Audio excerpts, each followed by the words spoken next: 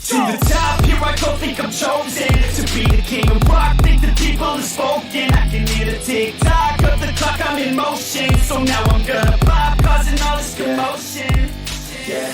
Hey everybody, welcome back to the Fat Boy Cartel podcast. My name is Eric, and this is my buddy Brandon over here, and we're going to be reviewing NXT for, June 29th, 2021. But before we do that, we're going to get into a few quick thoughts on Monday Night Raw this week. I'll just say a few things about it, and we'll have Brandon react to it as we go through here. Randy Orton was out this week for whatever reason. We do not know why. They just started off the show. Adam Pearce and Sonya Deville said he's not in the triple threat match. He's unable to compete tonight. We actually discussed something similar to this on, the Dynamite review we did, where we talked about cards subject to change. Mm-hmm.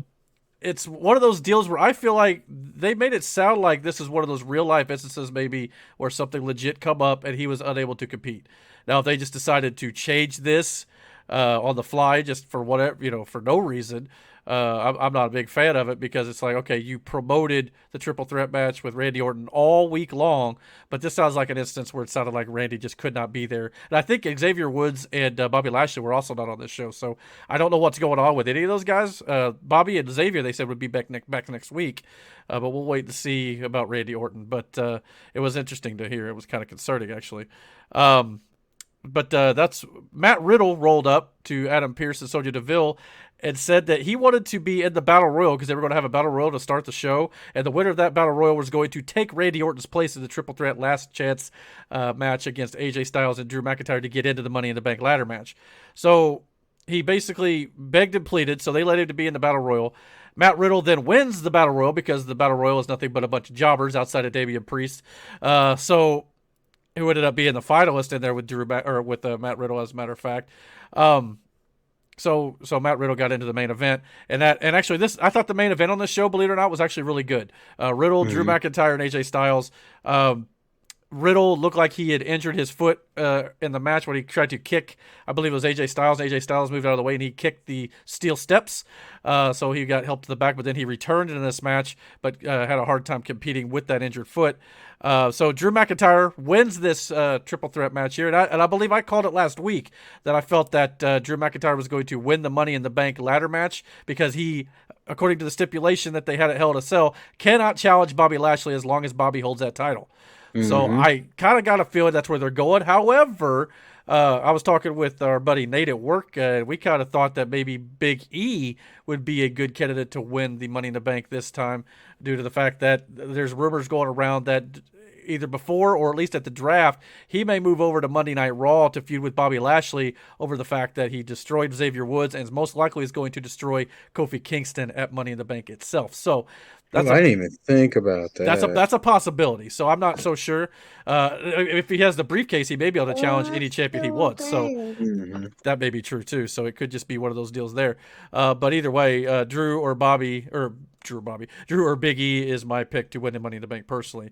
But they got to be very careful with Drew McIntyre because fans are already starting to sour on him, I believe, because he's been the main guy on the show all last year, and I think they've just kind of been doing what I think they're going to be doing with Roman Reigns, and maybe using him a little too much. But we'll see. We had Doudrop, Eva Marie. It's Eva Marie, right? I think that's her name. Yes. Yeah, I always get her and Maria Kanellis confused. I don't know why that is, but it's still they're Eva Marie. Yeah, so Eva Marie was basically body shaming Piper Niven here, Doudrop as they call her, because every time they have a backstage segment where they're talking to an interviewer, Eva Marie keeps looking down and staring at Piper's belly, and she even turned back and said, "Poor girl," what she said. It was like, wow, okay, so we're just going to go right there on it. This is what we're doing. Yeah, this is what we're doing. And that led to Eva Marie and Doudrop versus Asuka, and I believe it was Naomi in this match, if I remember correctly. Eva Marie tried to do the whole thing that Doudrop did last week, where she dropped down off the apron when Eva Marie went for a tag. This time, Doudrop went for a tag, and Eva Marie dropped down. A little bit of a payback situation there. But Doudrop, or I don't even want to call her that anymore. I'm just going to call her Piper Niven. But Piper Niven wasn't fooled by this, and she ended up pinning Asuka, believe it or not, here in this tag match. Oh, wow. So I was kind of like, all right, well, I mean, they've been protecting Asuka for the most part, but in this case, they pinned her in 2 minutes. This match lasted. So, yeah, there's that. Not a big fan of the Doudrop stuff they're doing right now. Hopefully, Piper Niven will eventually just destroy Eva Marie. Nikki Cross pinned Shayna Baszler. What else is new? Shayna Baszler just cannot get a win to save her life. She got rolled up on after a distraction from Alexa Bliss at ringside. Alexa Bliss, who basically punted Reginald's nuts into the next stratosphere here. Poor guy there. So, yeah, I'm calling for a ban on the roll-up finish in WWE, personally. I think that needs to end. I mean, they just do it too many times. He said no more roll-ups. No more of that. We had John Morrison versus Ricochet, and I thought it was a good match, but it ended in a double count-out after a springboard off the top rope that turned into a cross-body that John Morrison ate while he was sitting on the barricade on the outside. That looked like it sucked. But it was a good spot. But again, it was just kind of like, okay, great match. No double count out finish. So there's no finish really. Also, they had a big deal during this night where Miz was getting sprayed with the dripstick, which is basically one of those squirt guns where you gotta fill it up by pulling it back and then you squirt it out. So and they're calling it the dripstick. So he was all upset that he got water all over his nice suit. But to me, it's just like, all right, it's water. It's not a big deal. But... ice cream. Next, we also had Charlotte was in a 6-man or 6-woman tag match with her tag partners Natalya and Tamina against Mandy Rose, Dana Brooke, and Rhea Ripley. I can't figure out the psychology here because you got Rhea Ripley, who's been kind of a tweener, who's been a bit of a heel, teaming up with the baby faces, and then you have Charlotte, who's a flat-out heel, teaming up with the baby faces and Natalya and Tamina. So I don't know who's who anymore at this point. I don't think they do. Yeah, I mean, and Rhea Ripley talked about how she was going to be getting revenge on Charlotte for giving her a chop block, I believe it was last week or whatnot, but that she chop blocked her after the match and then laughed about it. That's a very heelish move. Not saying Charlotte probably didn't deserve it, but I'm just saying it's very interesting to see the psychology here. I just have a hard time telling who's who. However, I did think Kofi Kingston and MVP cut great promos on each other here. I don't really remember all the details to it, but I thought it was a good segment between the two guys. We had some 24/7 title shenanigans during the Battle Royal. We had 3 title changes in less than a minute, which ended up with Tozawa regaining his title, even though he lost it to begin this minute. So it was really kind of like, what was the point? And then, of course, we had Jackson Riker versus Elias in a 3-minute strap match. Why we had needed this, I don't know. If it was only going to last 3 minutes, I didn't really care for either guy personally. And of course, Matt Riddle during the entire night, since he was filling in for Randy Orton, he was acting like he was Randy Orton for a lot of this show, trying to be, real serious and stern. He was posing like Randy in the corner, come out to hit, with his music and everything. It was really weird. But so yeah, those are kind of my thoughts for Monday Night Raw. You got anything to add to that, Brandon, or no? Nope. No, moving on. All righty, so let's get into NXT for June 29, 2021. The show started off with Io Shirai and Zoe Stark against Raquel Gonzalez and Dakota Kai versus Shotzi Blackheart and Ember Moon in a triple threat #1 contenders tag team match here. I thought this match was a lot of fun. It was definitely I guess since it was triple threat rules, there were 3 women in the ring at one time, so that was kind of cool to see.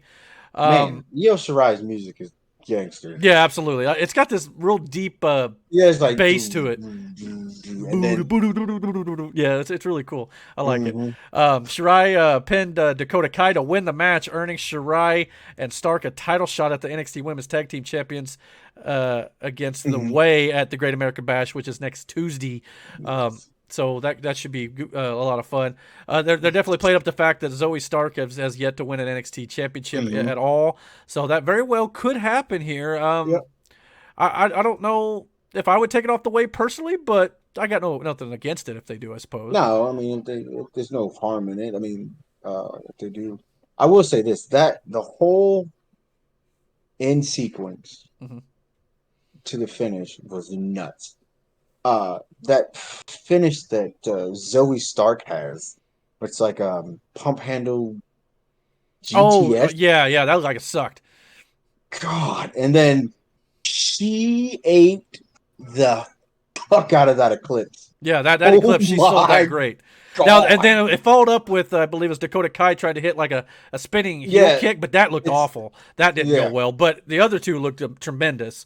That moonsault, Io Shirai, those moonsaults are just. And it's interesting to note here that Io Shirai went for a moonsault a couple times, and Raquel Gonzalez laid out and saved Dakota Kai from one of them. So I don't know if that's suck ass. Yeah, I don't know if that's going to play into something later on where maybe Raquel Gonzalez is like, I'm the one saving your bacon. You know how we've talked about how they could split up a little bit here. So it makes you wonder if that could be something that they end up doing down the road. But yeah, very fun opener. A lot of good action between these 6 ladies. So kudos all the way around for all of them. To the back, we had Johnny Gargano. He attacked Karrion Kross. First mistake. And there was a pull-apart brawl. Lots of screaming as Kross was very upset by this sneak attack. Karrion was like, now you've pissed me off. Now you've done it. I was like, oh, you were angry now? Yeah. Told me he's going to fucking kill you. He said, you're a dead man. I was like, I don't think you should just be making threats like that. Yeah, I get Johnny's, headstrong kind of guy, but maybe pick your battles a little bit, buddy. But, yeah, that was what he chose to do. I was like, all righty, here we go. We also had a video package retrospective look back on the Breakout Tournament from 2019. In 2021, the Breakout Tournament returns in 2 weeks' time on NXT. So I don't remember. That's really dope. Again, I'm kind of relatively new to NXT, and I'm starting to really get into it since WrestleMania. I don't remember much about the Breakout Tournament, to be honest. I don't even know who won it. I do, but I can't remember. Yeah, it was a while ago. I can't remember. I mean, it sounds like a good concept. I'm looking forward to it, absolutely. But yeah, I'd just like to maybe learn a little bit more about it for sure. We had the NXT North American Champion Bronson Reed was backstage when Mackenzie Mitchell asked him about the tournament.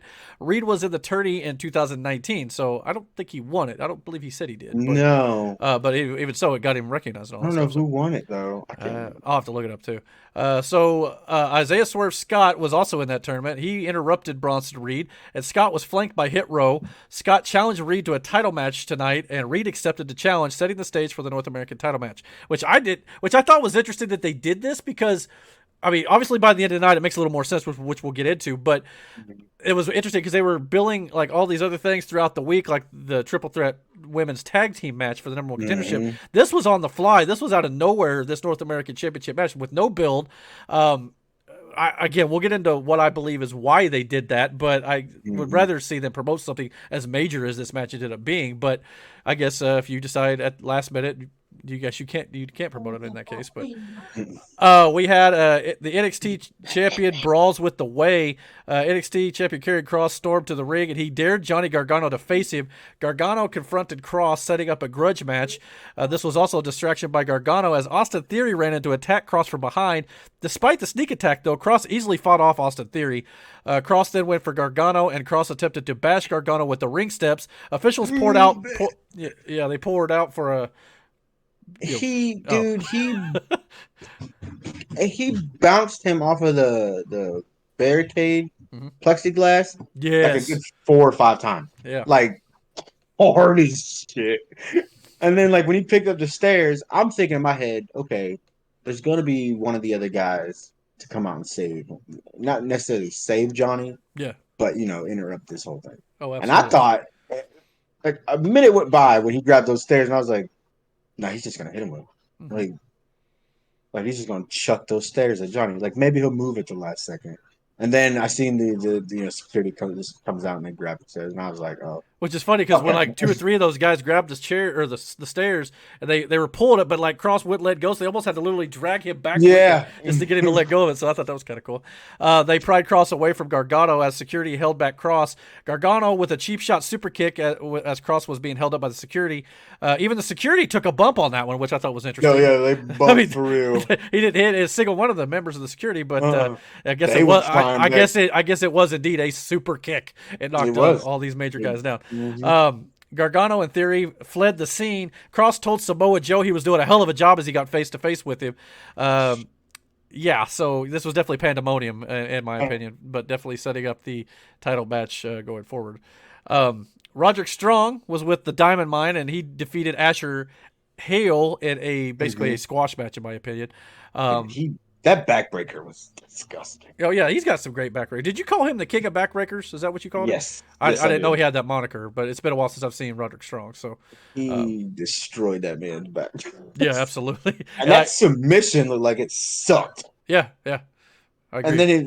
And then when he transitioned, like it's in the same submission hold, but then transitioned to the armbar from that position, Right. I was like, nah, that sucks. That sucks even more. After the match, Malcolm Bivens declared Yes. that the Diamond Mine is now open for business, and this is just the Open for beginning, baby. business. So yeah, so I don't know exactly what he means by that, other than the fact that they're just there to kick ass. We I don't know. shall find out. I don't know if it's like a hurt business thing where they're like a bounty hunter, I don't know. or I don't know what it is. But anyway, that's what he said. Up next was another enhancement match.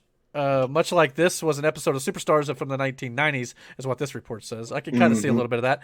Cameron Grimes came out and defeated Ari Sterling. Yeah, this is pretty quick here. Nothing really to write home about, just to kind of get Cameron Grimes back on the winning streak.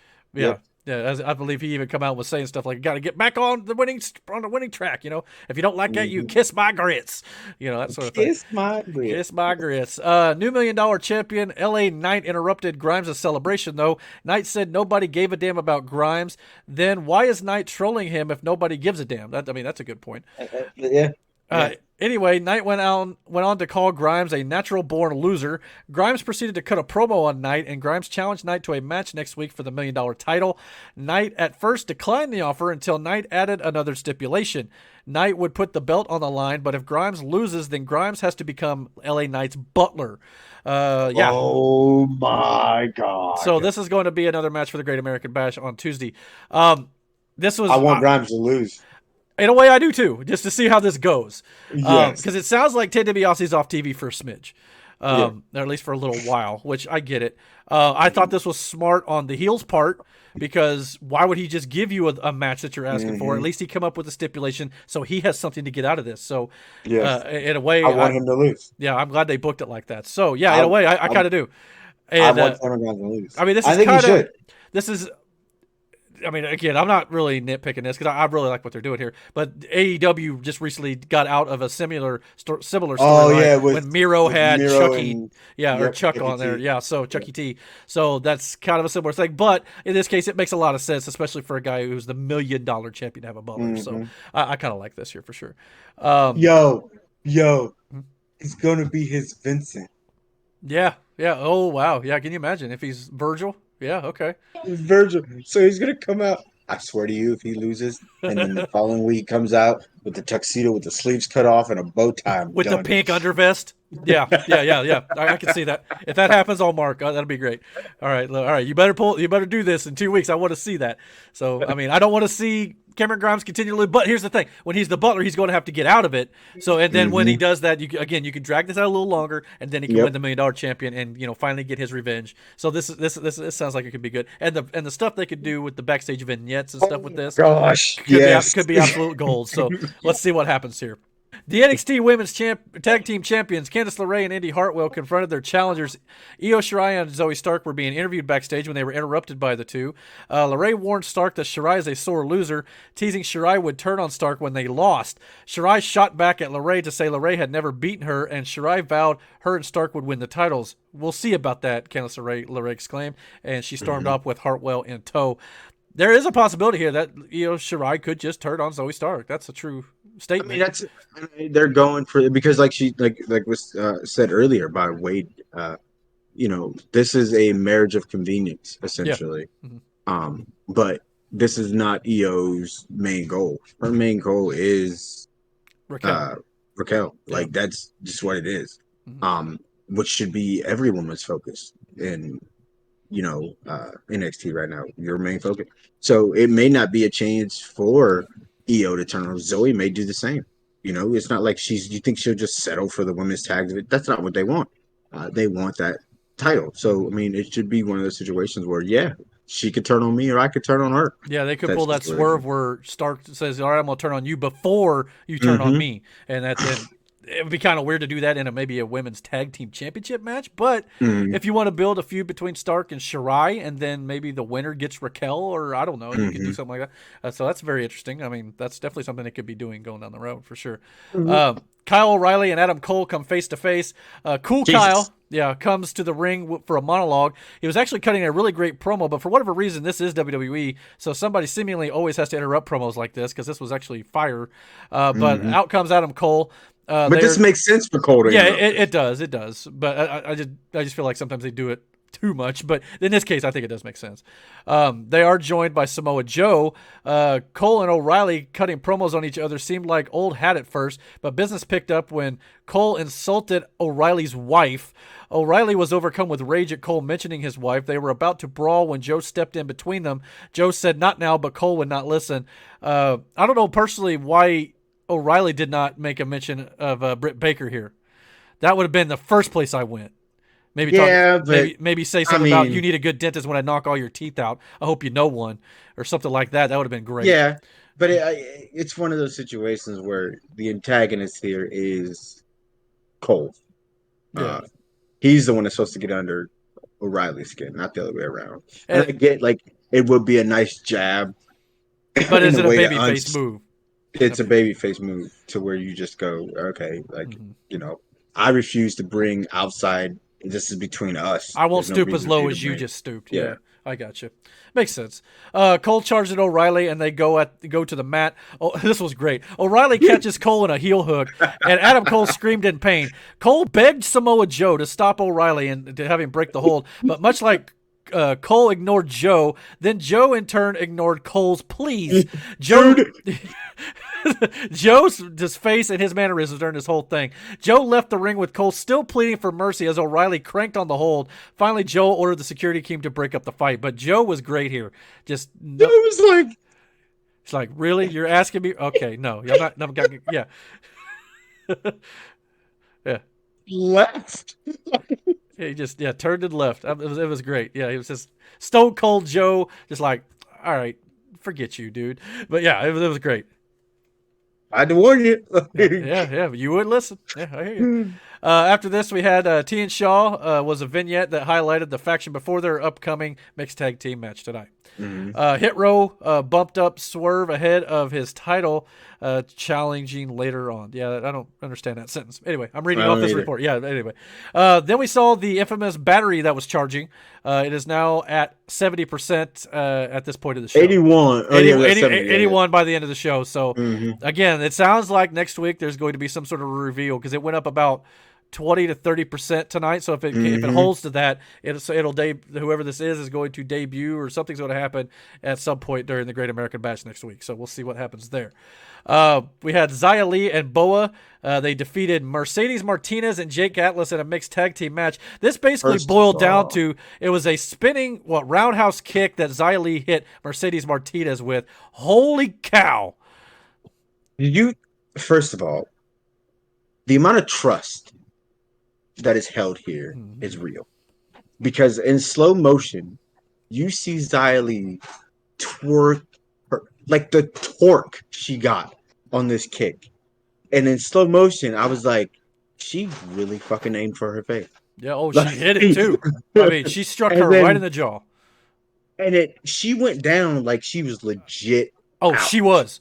For people in the building said the ref put up the X and she had to be helped out of the ring. Now, she did walk to the back on her own power, so that's a good sign. But yeah, she was knocked the hell out, to quote Friday. Then that makes sense as to why they just ended the fight. Oh, yeah, and if you notice, if you watched it, as soon as she went down and the ref broke up because she kind of got the shoulder up out of instinct, but she could barely move.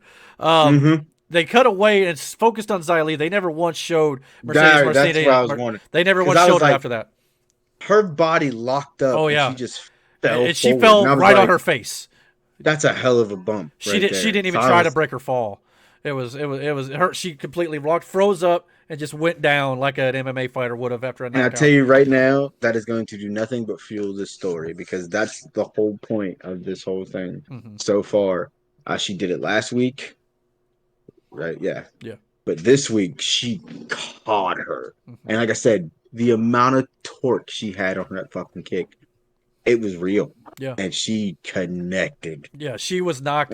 She had no idea where she was out. There's just no other way of saying it. Flat out. Man. Out. But I'll say, I hope she's all right. Yeah, that's the thing. And good on the official here. I don't know who it was, but good on her for stopping this match, because it was obvious especially when you got in close on the pinfall attempt, that she was not at home. So yeah, because I was about to say, I didn't see her really. I know they said she kicked out, but I was like, she is Well, it was one of those weird things because her arms were kind of up like this because she couldn't. Like, that's what she happened couldn't when you straighten get herself knocked out. out. Yeah, and when she kind of just rolled and the arm came up, it was enough to kind of justify a kick out.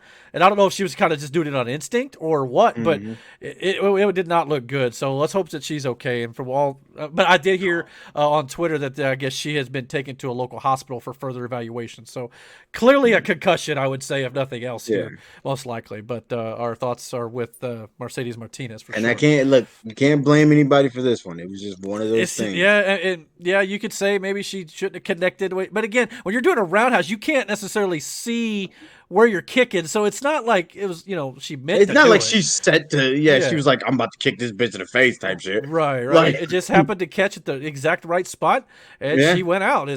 So hopefully next time that happens, now maybe they don't do that move again. But because remember last week when she tried to do it, she ended up kicking her like the shoulder where you're supposed to probably hit it. Yeah, but it didn't look as good because I mean, obviously Martinez is tall, and Xia Li is not. Right. So when she did it this time, Martinez was kind of like slumped over to give her the shot, so she could. So it was one of those where it's like everything lined up. It looked great, but it was she fucking just hit the right button. Yeah, maybe we just don't do this particular move going forward. But that's what the whole thing was. I mean, this is what the whole thing is. Last week it happened. This week it happened. This is what this is, and they're going to use this forward. This was the one thing she was trying to avoid essentially, and then she just got fucking hit with it. Like I said, it's a freak accident essentially. She wasn't like she set out to do it. Right. But she was fucking out, bro. This did not look good. It was kind of a scary moment for anybody in the crowd at home. So let's hope she's okay. But from the sounds of it, sounds like she recovered to some degree. So that's a good thing. We'll have to wait and see on her, the rest of her diagnosis or whatever. So let's see here. MSK faced off with Timothy Thatcher and Tommaso Ciampa in the ring. Everybody literally brought a steel folding chair to the ring, and they had a literal sit down here against each other. There was a lot of tension, but things seems rather cordial at first. They soon grew angry with each other. Honestly, I had trouble with my television feed during this segment, is what this report says. I'll tell you what happened. I'll tell you what happened. Okay. So they exchanged some words. There was some comedy because Ciampa delivered the line of, the difference between us and you is we make this look good. The old man in black line. Yeah. And then there was some more jaw jacking. And basically MSK was like, we know about you guys. We've heard everybody talk about you. We heard the crowd, whatever. And the crowd started chanting, Ciampa's gonna kill you. I'm like, he is. He is. Oh yeah. Ciampa also said, Toothless Timmy there has never won gold in NXT. And but it boiled down to MSK saying that you guys are going to respect us. And I can't remember the names of the two guys. But the one guy, he smacked the fuck out of Ciampa. And Thatcher tried to kill the other dude because he shoved him hard as shit. I don't know if he didn't know he was going to get shoved. It looked like Carter slapped Thatcher. Lee and Carter. But I don't know who's who. Carter slapped Ciampa. Or Thatcher. Thatcher shoved the other dude. Okay. And then Ciampa broke it up and basically said, you got a free one tonight. But next week at Great American Bash, whatever. And then he kissed him on the cheek. And I was like, that's like the kiss of death. Yeah. Like, he's going to kill you. Well, I'll tell you right now, there two guys in NXT I probably wouldn't slap across the face is Thatcher and Ciampa. I mean, let's be honest here. These two guys are psychotic, and they will do anything in the ring to get that win, including hurting themselves if they have to. So, yeah, this could be a great match. Absolutely. That's for the men's tag team. This team was made literally after these two tried to kill each other in the ring. Thatcher lost a tooth. Oh. And then now they're friends. Yeah, how weird is that? It's like a Sheamus Cesaro type thing. Beat the crap out of each other, and then all of a sudden you're a great tag team. So, yeah, I mean, it's working. Hey, instead of us beating the crap out of each other, let's just beat the crap out of everybody else. And to be honest, this is one of those instances where we've discussed how WWE will sometimes put two singles guys together, and sometimes it don't work out. This one's, I think, working pretty good. So we'll see how this goes. But that is for the tag titles, right? Next week. Okay, Yep. so that'll be even better. So absolutely be a good match on the big show next Tuesday. And I didn't do their promos justice. They both. Oh yeah, cut really definitely good promos. go out of your way to see this. This was actually a really good this segment. is Well, the whole good- show good was good promo. for that matter, outside of the Mercedes Martinez getting knocked out. But but even so, it was still something to see. So definitely go check out the show if you've not seen it. But then again, though, why are you listening to a review if you've not seen it? But That's another promo. yeah, General Manager William Regal was being interviewed by Mackenzie Mitchell when Regal was approached by Sarai. She wanted a match against Toni Storm, and Regal basically said he would consider it. So we're probably going to get that. First of all, you give her whatever she wants. She's fucking adorable. Speaking of kicking people in the head, though, Sarai, I feel bad for Toni Storm here because Sarai has definitely got that strong style, that she got some Joshi kicks style about or her. whatever. Yeah, I mean, it's going to be a rough one for She Toni is adorable. I genuinely smiled listening to her talk to William Regal. I was like, just give her what she Storm. wants. Just let her have it. Yeah. Just do it. So cute. She was like, thank you. Arigato. I was like, That's awesome.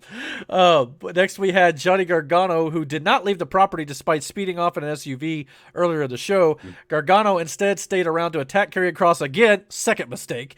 Kross was leaving in his car when Gargano attacked him from behind, seemingly leaving Kross laid out on the ground. Gargano was gloating to the camera when Kross caught him in a cross jacket sleeper, and Gargano was choked out by Kross. Samoa Joe would... Miranda, Yeah. we're sitting there watching this, right?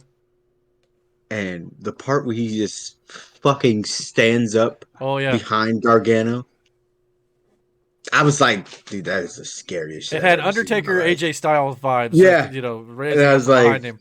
that is fucking terrifying. Yeah. Kross is And a then he mean just dude. snatched him up, and I was like, out of all the people to not make sure that they're down, Yeah. he's the one you want to make sure. Yeah. Especially when you already attacked him from behind earlier on, then you kicked him out of, when he was being held, and you go to do it a third time. Maybe this was the third mistake, not the second one. So, yeah, I mean, Gargano had everything coming to him here, in my opinion. You gotta stop poking this damn bear, okay? Eventually, that bear's gonna fucking eat you. Yeah. All right? Now, was it just me? But he got in his car with Scarlett. Was the intent here that he was going to run over? Intention was to run him Gargano over. Because it was kind of. But then they showed Samoa Joe holding him up like he got him out of the way. I couldn't tell if that was the case or if he just went around or not. But so where Gargano was laying originally was on the side of the car. When Karrion backed up, he aligned himself with running Johnny over. Okay. Guns it forward, and then Joe obviously pulled him out of the way or whatever. Yeah. But I was like, yeah, he was gonna hit him with that car. Yeah, Joe picked up Johnny Gargano like he was a child in trouble at recess. That's what he did. I mean, Joe goes, yeah, like and he looks at Austin Theory laying on the ground and just kept walking. Yeah, like fucking idiot. He'll pick himself up. Yeah, Joe is absolutely outstanding in this role so far. Now, granted, they talk about how NXT is under control. Now it's completely out of control. There is no control here whatsoever. And I think Joe is going to snap and just going to start choking people out left and right. Yeah, and to be honest, if they're ever going to get control, he might have to, because I mean that's the only big. I wouldn't even call it a big nitpick because I'm loving Samoa Joe in this role. It's actually very entertaining. But if you're going to say it's under control, it better be under control. But there's no control here, so at least they're trying. Joe is going to snap and he's going to start taking people out. But like you said, I think too, if it's not going to be under control right away, it's going to take time. So if that's the case, And you got right now. You got these hot heads, and you still got these essential blood feuds going on right now, especially between Kyle O'Reilly and Adam Cole. There's no way to quell that. You just don't have to let them self-destruct. Like that's the only way to kill this fire is you have to let this burn. Yeah. The only thing Joe can do is conceal it. Keep it in this area in the ring. And like that's his job essentially. And as far as carrying goes, I honestly think that Kross is going to be the thing that breaks Joe. It's possible. I mean, there's a lot of guys kind of breathing down Joe's neck right now, but not in the way that Karrion Kross is. It depends on what their plans for Kross are. Is Kross going to the main roster? We'll find out maybe next week. After what happened in the main event, there's a big possibility that Johnny Gargano could be walking out of Great American Bash with that belt, but we'll see what they do here. because for those of you who have not heard, he's had tryouts on the main roster during main event, along with Bronson Reed. So that could be what's happening with both guys. So we'll have to wait to see. We had a rundown for the Great American Bash next week. Looks like a good card. NXT Women's Tag Team Champions Candice LeRae, Lady Hartwell will defend against Shirai and Zoe Stark. LA Knight defends the $1 Million Championship against Cameron Grimes. If Grimes loses, he becomes his butler. NXT Tag Team Championships, MSK defend against Tommaso Ciampa and Timothy Thatcher. And, of course, Cole and O'Reilly Part 2. So that should be a great show. Check that out next week. Main event, we had Isaiah Swerve Scott versus North American Champion Bronson Reed in a title match for the belt here. This all basically boiled down to Top Dollar tried to get involved with Bronson Reed on the outside, and he went barreling into Bronson Reed, who sidestepped him and basically chucked him through the side barrier on the outside, the plexiglass barrier. This looked like it sucked for the Dollar King or whatever he called him early on. Dude, he fully committed. Yeah, because absolutely. he jumped and he barreled his way through that plexiglass, and I was like, it exploded. That had to fucking suck. And then the other dude just got tossed on top of him. Ashante Adonis, yeah. He's like, "You good, bro? You good?" No, he was not good. That's when Bronson Reed picked him up and chucked him on top of him. But here's the thing, though. You can almost argue that was a bit of a distraction because that caused. It was because Bronson took his eye off the prize, and that's on Bronson. Yeah, Reed, that's on Reed. And this is one of those situations where distraction is okay. The ref was fully distracted. He had no idea what was going on the outside of the ring. Mm-hmm. By the time Reed got into the ring, what happened to him happened to him. But again, that is Reed's fault. Reed did that. Yeah, and even if the ref wasn't distracted, Reed was the one pulling off the maneuvers. Yeah. Nobody was touching Reed, so it really wasn't a DQ. But the distraction, which like I said, you could do distractions as long as it's not excessive. This is one of those situations where, based on the story they were telling, where they were going with the finish, the distraction made sense to keep. It made sense because there was no way Isaiah Scott was beating him head on. It wasn't happening. Right. So the numbers game had to come in effect, but in a sense of where it wouldn't cost him his title opportunity. And it worked out well.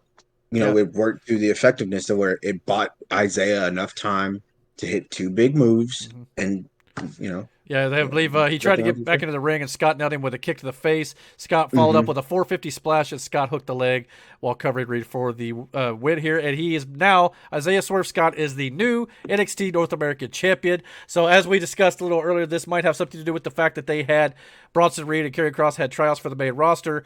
It sounds like with this finish, since that was literally just this last week, Bronson Reed is probably on his way up to either Raw or SmackDown. Rest in peace, Bronson Reed's career. But I hope that's not true. I hope that whatever they do with him, they'll actually do well with him. But their track record with NXT stars being called up to the main roster has not been good. That also makes me worry about Karrion Kross. If Karrion Kross loses the title to Johnny Gargano at the Great American Bash, or I believe that was next week, wasn't it? Yeah. Oh, wait, no, it's not on the rundown. That might be a little later on. So that may not be at the Great American Bash. But whatever that is, maybe that could be a sign that Karrion Kross is going to the main roster if he loses the belt. That may be holding that till SummerSlam or something. And maybe Kross goes up in the draft or something. I don't know. So if that's the case, maybe they've got some time to play that's on that Samoa Joe stuff with Karrion Kross for sure. But it sounds like it might be a possibility. I think Kross needs to stay at NXT for a while. Bronson Reed, he's probably a little more main roster ready, but we'll have to wait and see what they do for sure. But anyway, I think that'll do it for NXT for June 29th, 2021. Any other thoughts on this before we get out here? Other than that, it was a great show. And like I said, I hope Raquel is okay. Or not Raquel, Mercedes is all right, because that was bad. Yeah, that was rough.